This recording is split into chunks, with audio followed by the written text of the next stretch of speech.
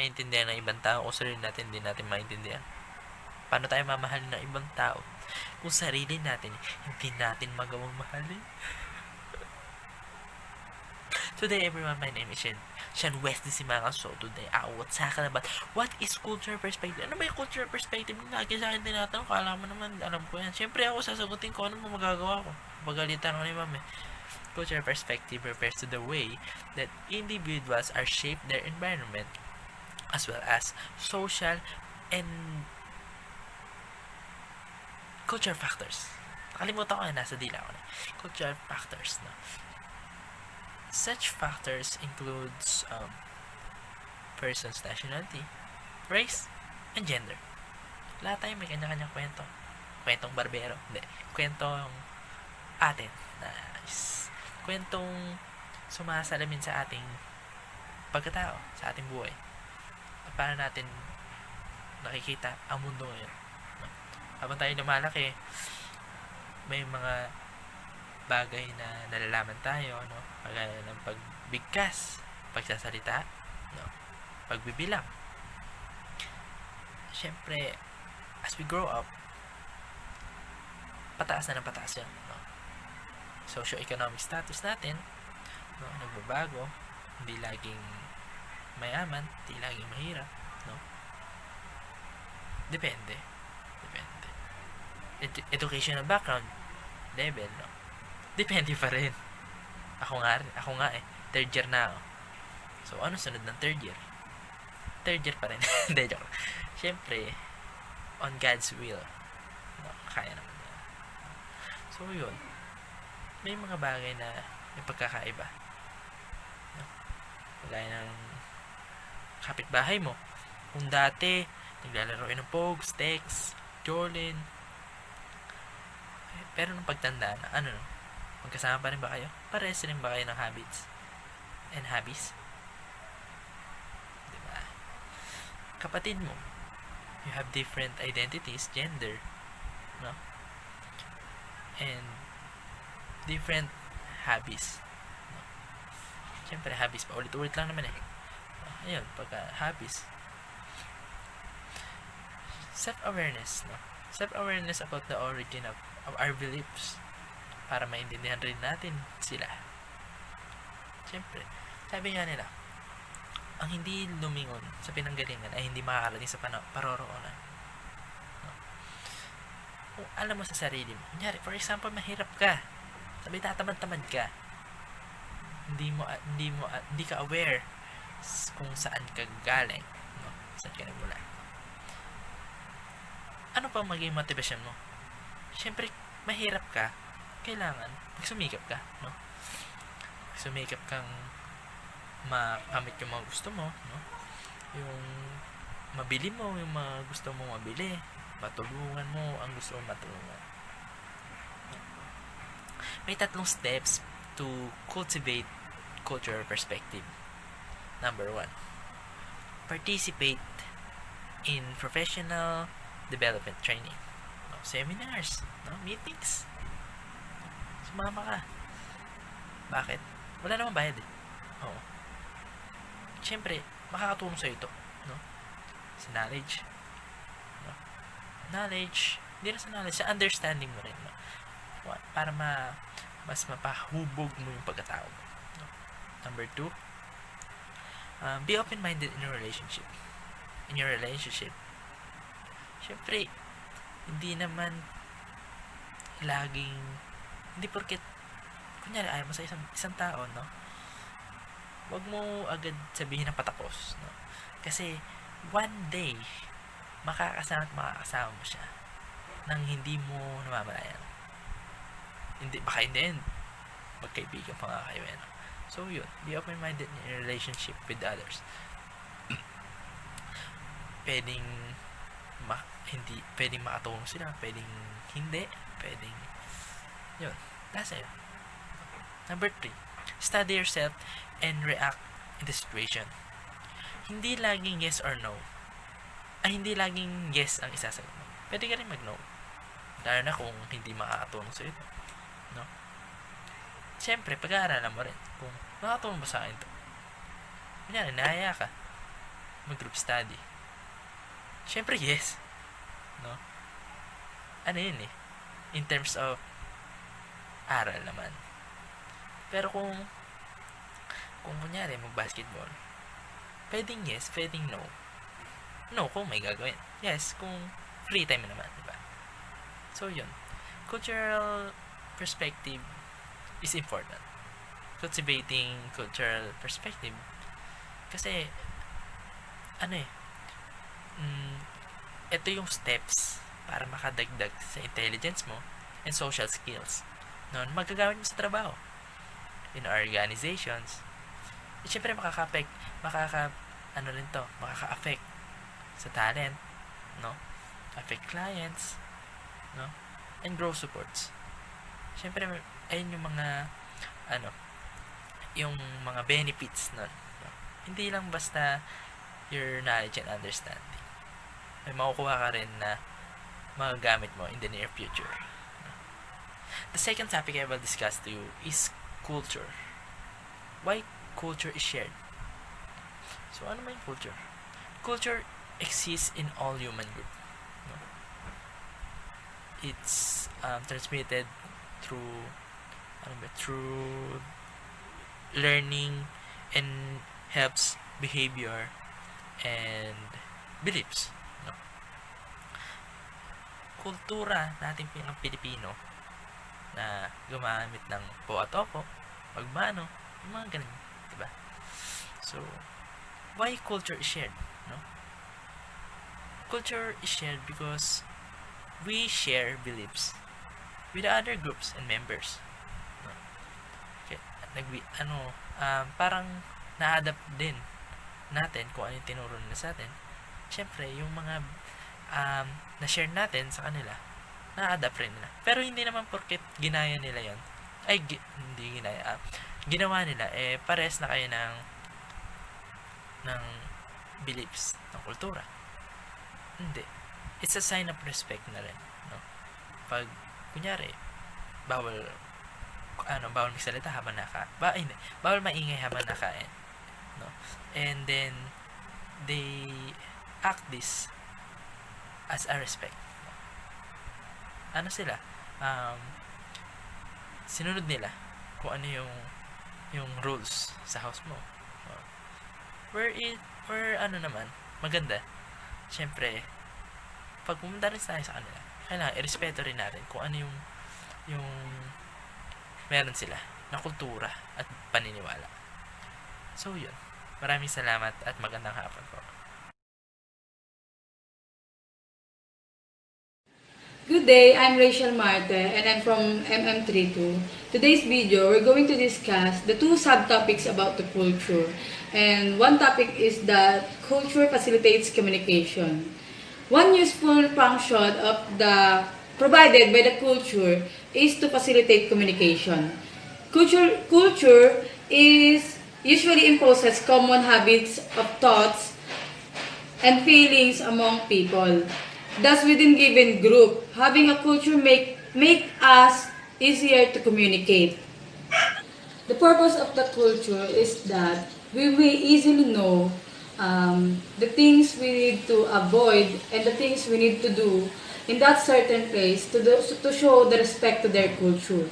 So for example, tayong mga Pilipino, we are flexible and we are easily to adjust.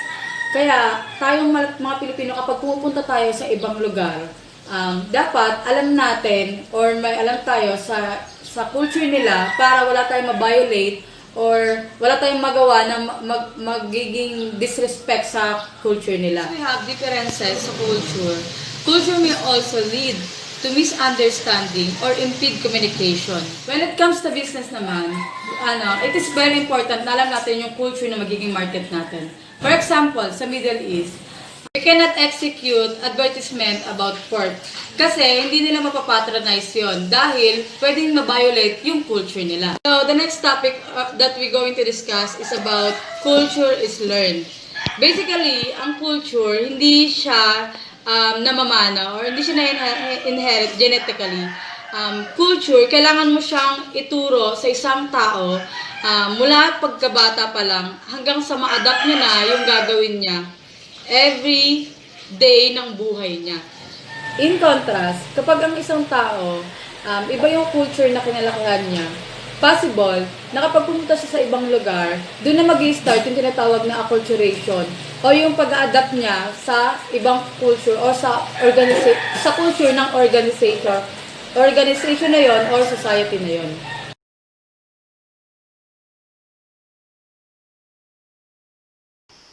Good day everyone, my name is Christine Valenzuela Nunez from BSB Mktg. So for today's video, I'm going to discuss about the two subtopics of the culture, which is culture is subjective and culture is enduring.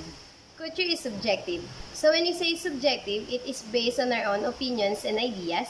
Subjective is also the opposite of objective, which focuses on facts. Culture is subjective explains that we people tend to have different ideas and opinions about the same object. Sometimes we think it is necessary to us, but it may not to others. So example, in the given module, same phenomenon or tradition appearing in different cultures may be interpreted in every different ways. So pwede siyang mabago. Tayo, marami sa atin ang alam natin, yung groom yung nagbibigay ng offers, ng gifts sa bride nila. While in India, the bride is the one who offers, who give gifts, dowries. So, ang tingin ngayon sa mga babae sa India is a burden to both her own family and her husband-to-be. So, kapag nagpakasal siya, kailangan mag-offer ng family niya ng dowry sa groom. And madami sa mga kalalakihan sa India is hindi nakokontento or nagiging masaya sa mga natatanggap nilang offer or dowry from their bride. So, ito yung naging isa sa mga rason kung bakit lumaki yung bilang ng pagkapatay ng mga babae sa India. Almost 7,000 women were killed because of the small dowry or hindi sapat.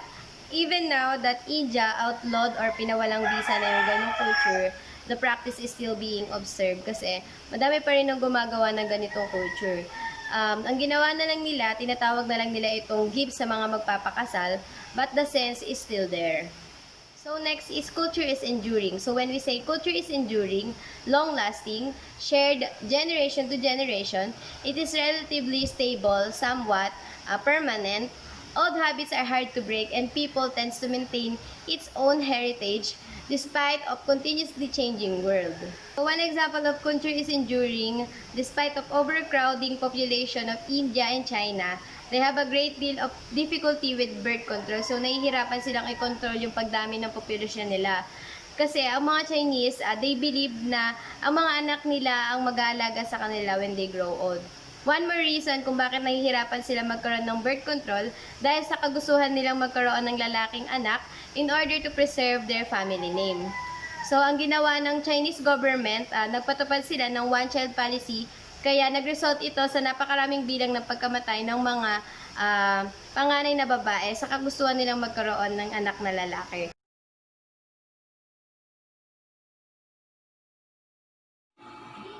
Good day my classmates and good day Miss Velasco. I am Daniel M. Ubal and I'm going to tackle culture is cumulative. But before that, let's define what is culture. Now, a culture is an exclusive term maybe in many different ways. Not surprisingly, the concept is often accompanied by numerous definitions. In any case, a good basic definition of the concept is that the culture is a set of traditional beliefs and values that are transmitted and shared in a given society.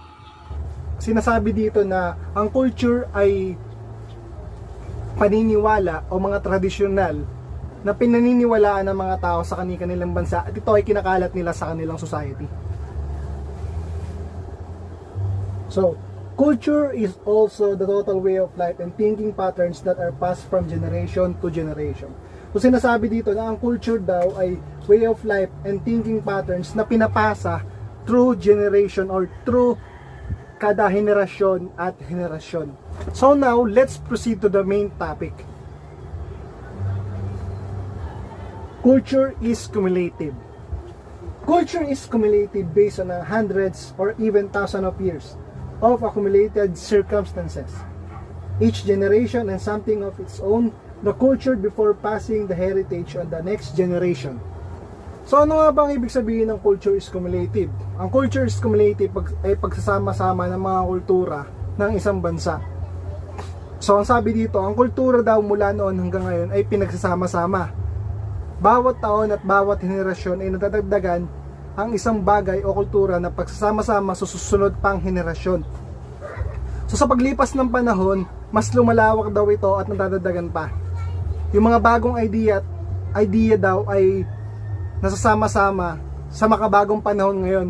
Subalit, yung mga lumang idea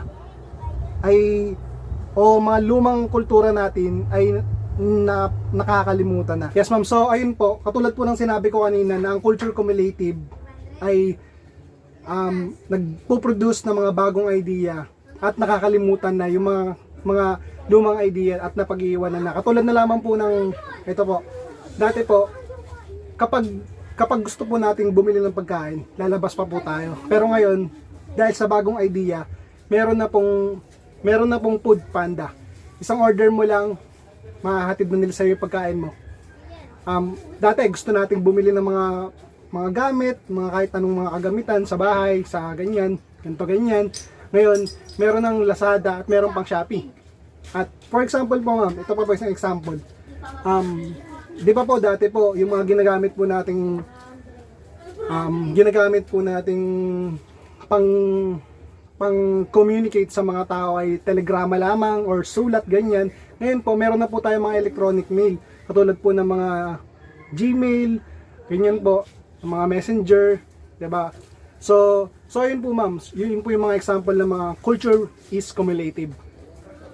And now I'm finished for my report for today. And again, I am Int'L from BSB MM32. And let's proceed to the other reporters. Thank you. Good day, everyone. I am Lodmil Pitalbero and I am the last presenter of Group 6. So, for today, let's discuss what culture is and its characteristics. So, let's first define what is culture.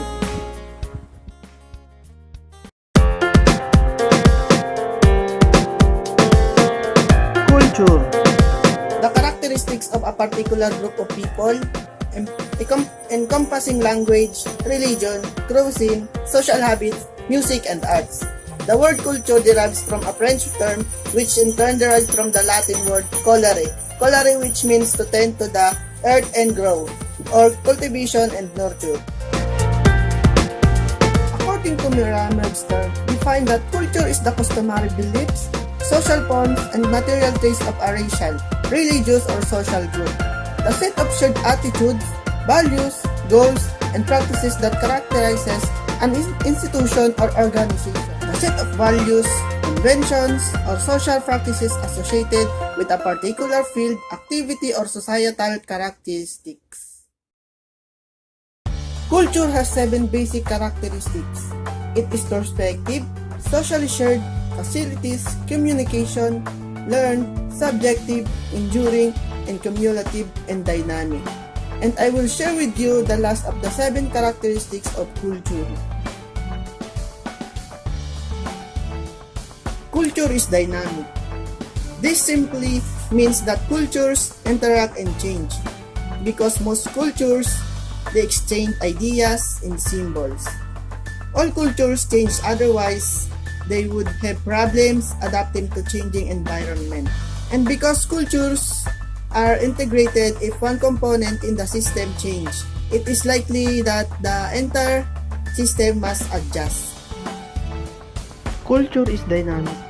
Culture is dynamic and thus complex. Culture is fluid rather than static, which means that culture changes all the time, every day in subtle and tangible ways. Because humans communicate and express their cultural system in a variety of ways, it can be hard to pinpoint exactly what cultural system dynamics are at play. Culture is the lifeblood of a vibrant society, expressed in the many ways we tell our stories, celebrate, remember the past, entertain ourselves, and help us see the world through the eyes of others. Ontarians participate in culture in many ways as audiences, professionals, amateurs, volunteers, and donors or investors. In addition, all cultures are dynamic and constantly changing. As individuals, navigate, and negotiate.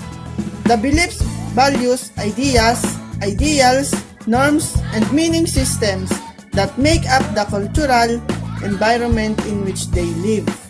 Culture is dynamic and heterogeneous, means that culture changes. A person who grows up in one culture is not tied down to that culture. If that person moves to a completely different area and takes on all the cultural values therein, he or she can be viewed as a part of that new culture. In addition to its intrinsic value, culture provides important social and economic benefits, with improved learning and health, increased tolerance, and opportunities to come together with others. Culture enhances our quality of life and increases overall well-being for both individuals and communities.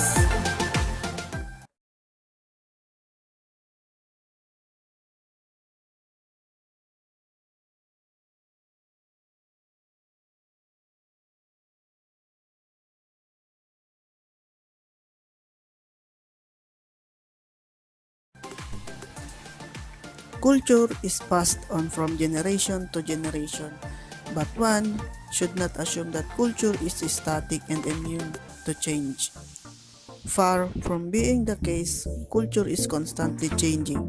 It adapts itself to new situations and new sources of knowledge. The dynamic aspect of culture can make some products obsolete and can usher in new buying habits. Every culture undergoes change. None is entirely static. Within every cultural group are individuals who generate innovations. Each culture, including our own, is a mixture of ideas, values, and practices from a variety of sources.